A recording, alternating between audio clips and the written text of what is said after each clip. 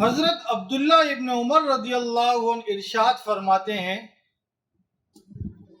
کہ ایک مرتبہ جناب رسول اللہ صلی اللہ علیہ وسلم نے ارشاد فرمایا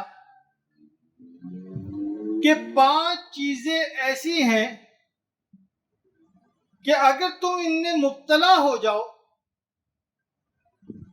اور میں اللہ سے پناہ مانگتا ہوں اس بات سے کہ تم ان میں مبتلا ہو جاؤ،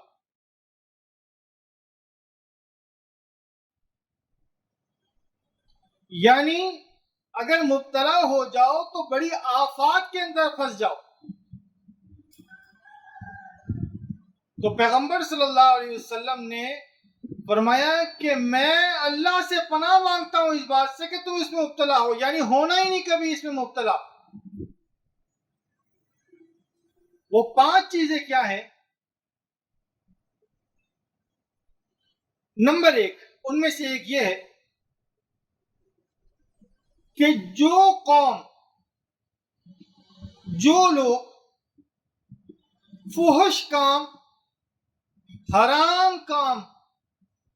کھلم کھلا علل اعلان کرنے لگیں گے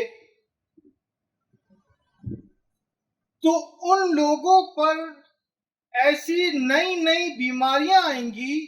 جو پہلے کبھی کسی نے سنی ہی نہیں ہو. نمبر 2، جو لوگ ناپ تول میں کمی کرنے لگیں گے ان پر قحط، مشقت اور ظالم بادشاہ کا تسلط ہو جائے گا. نمبر 3، جو لوگ زکوٰۃ نہیں دیں گے،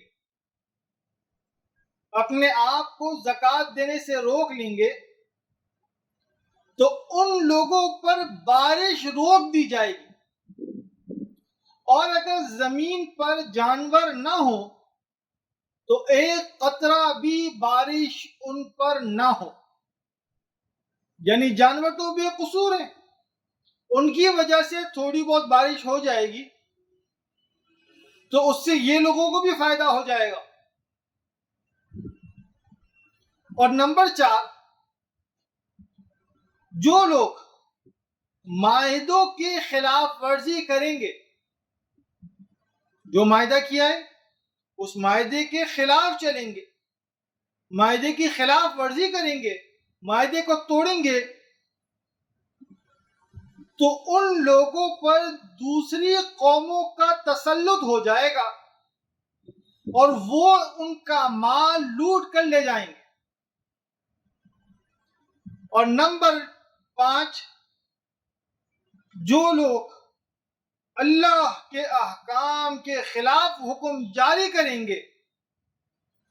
ان لوگوں میں خانہ جنگی ہو جائے گی. اب ذرا اس حدیث کی روشنی میں ہم اپنے آپ کو بھی، اپنے معاشرے کو بھی ذرا غور سے نظر سے دیکھ لیں کہ کون سی ایسی چیز ہے جو ہم میں نہیں ہے. حدیث کے بیان کا مقصد یہ ہے کہ ہر آدمی ایک معاشرہ ہے، ہر آدمی ایک معاشرہ ہے پورا. اگر کسی شخص کے اندر خدا نہ خواستہ کوئی ایک بیماری بھی ایسی ہے، ان میں سے کوئی ایک چیز بھی ان میں ایسی ہے، تو فوری استغفار کرے، توبہ کرے، اللہ سے معافی مانگے اور اس کو چھوڑ دے، اور آئندہ یہ عہد کر لے کہ میں آئندہ یہ غلط کام، یہ جو 5 چیزیں ارشاد فرمائی گئی ہیں حدیث کے اندر، ان میں سے میں کوئی بھی کام نہیں کروں گا، یہ عہد کر لے اور توبہ استغفار کر لے.